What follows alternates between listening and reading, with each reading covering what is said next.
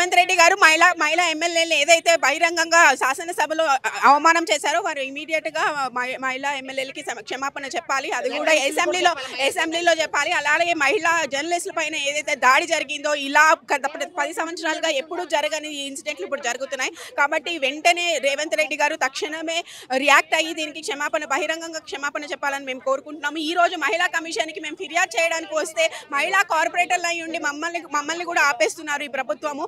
ఎంత దౌర్జన్యమో ఎంత దారుణమైన హింసకి గురవుతున్నారు అంటే మహిళా కార్పొరేటర్లకు కూడా వాళ్ళు ప్రోటోకాల్ పాటించలేకపోతే పోలీసులు అయినా కానీ మహిళా కమిషన్ కానీ ఇలా మహిళా కమిషన్ ఒక ఆఫీస్ ముందు ఇలా మహిళా కార్పొరేటర్లకు అవమానం చేస్తున్న ప్రభుత్వం మీద వెంటనే రేవంత్ రెడ్డి గారు బహిరంగంగా క్షమాపణ చెప్పాలని కోరుకుంటున్నారు. మహిళా కమిషన్ గేట్ బయట కూర్చొని ఎందుకు చేయాల్సి వస్తుంది? కమిషన్ లో మహిళలకు ఎంట్రీ లేదంట. చూస్తే హాస్యాస్పదంగా అనిపించట్లేదా మీకు? మహిళల కోసం, మహిళా భద్రత కోసం, మహిళా రక్షణ కోసం మేమున్నామని ఇంత పెద్ద ఆఫీస్ పెట్టుకున్న మహిళా కమిషన్ ఈ రోజు ఎవరి పక్షపాతిగా మాట్లాడుతుంది, ఎవరి పార్టీకి తొత్తుగా మారి పనిచేస్తుంది. రాజ్యాంగబద్ధంగా పనిచేసిన మహిళా కమిషన్ ఈ రోజు ఒక పార్టీ పరంగా పనిచేయడం చూస్తే సిగ్గుగా అనిపిస్తుంది. నిజంగా కేటీఆర్ గారు అనని మాటలకి సరే క్షమాపణ చెప్పినా కూడా మహిళా కమిషన్ కి పిలిపించారు. మేమంతా వచ్చాము, చాలా డిగ్నిఫైడ్ గా వచ్చాము.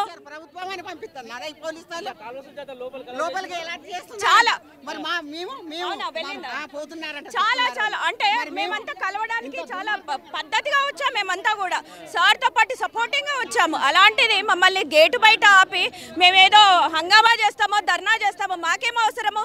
ధర్నా చేయాల్సింది మాకు చేయాల్సిన అవసరం లేదు. ఇప్పుడు కేటీఆర్ గారు వెళ్ళి క్షమాపణ చెప్పడానికి మహిళా కమిషన్ ముందట హాజరయ్యారు. దానికంతా కూడా మేము సపోర్టింగ్గా వచ్చాము. వచ్చిన తర్వాత ఈరోజు మరి మా మహిళా ఎమ్మెల్యేలని మరి ఇష్టం వచ్చిన రీతిలో అసెంబ్లీ సాక్షిగా తిట్టిన రేవంత్ గారు మరి ముందుకొచ్చి మహిళా కమిషన్కి రాగల ధైర్యం ఉందని మేము ఈరోజు అడుగుతున్నాము. దీంతో పాటు ఇప్పుడు తెలంగాణ తల్లి విగ్రహానికి సంబంధించి కూడా కొంచెం అవమానం జరుగుతుంది. దీని మీద ఏమన్నా ఉద్యమకారులాగా ఏమన్నా తెలంగాణ తల్లి గురించి అసలు మాట్లాడే అర్హత లేని వాళ్ళందరూ కూడా ఈరోజు మాట్లాడుతున్నారు. తెలంగాణ ఉద్యమంలో లేని వాళ్ళందరూ కూడా ఈరోజు మాట్లాడుతున్నారు. తెలంగాణ తల్లి అస్తిత్వం తెలియని వాళ్ళు కూడా ఈరోజు మాట్లాడుతున్నారు. మనకు ఒక తల్లి అంటూ ఉంటుంది. ఇంకో తల్లి పెద్దగా అయిన తర్వాత తల్లిని మార్చుకుంటామా? అలాగే రాష్ట్రం తెచ్చే వరకు మాకు తెలంగాణ తల్లి. అలాంటి తల్లిని ఈరోజు మారుస్తాము, ఆమె రూపురేఖలు మారుస్తాము. అదే ఆ ప్లేస్ లో మరి అనేసి మాట్లాడారు ఫస్ట్ కొన్ని రోజులు. ఇప్పుడు ఆ విగ్రహాన్ని మార్చేస్తాము, ఆ ప్లేస్ లో రాజీవ్ గాంధీని పెడతామని చెప్పేసి మాట్లాడుతున్నారు. అసలు రాజీవ్ గాంధీకి తెలంగాణకి ఏం సంబంధం అని మేము అడుగుతున్నాము.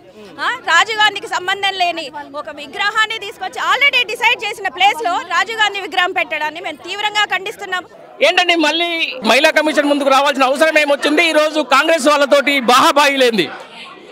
ఇవాళ తెలంగాణ తెగువగల మహిళ తెగువగల మహిళ, సాహసవంతమైన మహిళ, సమ్మక్క సారక్క వారసత్వం నుంచి వచ్చిన మహిళ, రాణి రుద్రమ వారసత్వం.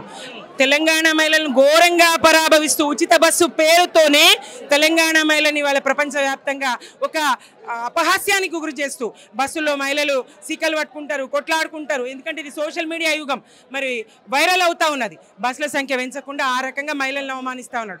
ఆ బాధ, ఆ దుఃఖంలోంచి, ఆ ఫ్లోలోంచి కేటీఆర్ గారు ఓ మాట అనడం, దాన్ని చాలా ఉందాగా గౌరవంగా వెనక్కి తీసుకోవడం, క్షమాపణ చెప్పడం, మహిళా కమిషన్ పిలిస్తే ఇవాళ రావడం జరిగింది. మహిళా కమిషన్ కూడా అసలు ఉన్నదా అనేటువంటి ప్రశ్నార్థక స్థాయి నుంచి. ఎందుకంటే అమ్మాయిల మీద, ఆడపిల్లల మీద అత్యాచారాలు, హత్యలు, అనేక ఉదంతాలు జరుగుతున్నాయి. శాంతి భద్రతలు, మహిళల సమస్యలు ఎన్ని జరుగుతూ ఉన్నా పెదవి విప్పని మహిళా కమిషన్ ఇవాళ మరి బస్సుల సంఖ్య పెంచమని రేవంత్ రెడ్డి గారిని ప్రశ్నించని మహిళా కమిషన్, మహిళలు అపహాస్యానికి గురవుతున్నారని రేవంత్ రెడ్డి గారిని ప్రశ్నించినటువంటి మహిళా కమిషన్, ఆర్టీసీని ప్రశ్నించినటువంటి మహిళా కమిషన్ ఇవాళ కేటీఆర్ గారిని పిలిచింది. మరి ఆయనతో సంఘీభావంగా శాంతియుతంగా మేమందరం ఇక్కడికి రావడం జరిగింది.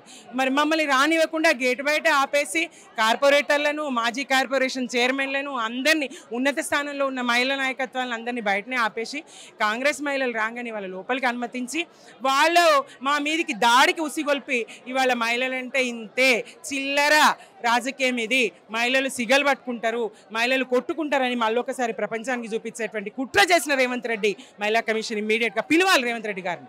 మళ్ళీ వాళ్ళ ఎవరైతే ఆ మహిళలకు నాయకత్వం వహిస్తూ ఇక్కడ తీసుకొచ్చిర్రో ఆ మహిళలు ఇమ్మీడియట్గా ఏ పదవులు ఉన్నా తప్పించమని మేము మహిళా కమిషన్ రిక్వెస్ట్ చేస్తూ ఉన్నాము, విజ్ఞప్తి చేస్తూ ఉన్నాం. మహిళల్ని ఇది ఘోరంగా తెలంగాణ మహిళలకు జరిగినటువంటి అవమానము. ఎవరు దీనికి క్షమాపణ చెప్తారు? ఎవరు ఈ దాడికి మరి ఎలా పోలీసు ఎట్లా అనుమతిస్తారు? అనుమతిస్తుంది? పోలీస్కి ఎవరు ఆదేశించారు కాంగ్రెస్ మహిళలు లోపలికి రావడానికి? అదే మేము కేటీఆర్ గారితో పాటు పైకి వెళ్తామన్నారు, లోపలికి వస్తామన్నా ఏ రకంగా కూడా మాకు అనుమతించరు. కాంగ్రెస్ వాళ్ళు రాగానే ఎట్లా అనుమతిస్తారు? ఎట్లా మా మీద దాడి కుసిగొలుపుతారు?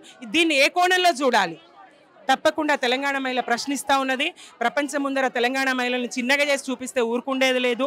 తెలంగాణ మహిళలను అవమానిస్తే సహించేది లేదు. బస్సులో జరుగుతున్నటువంటి అవమానం చాలు.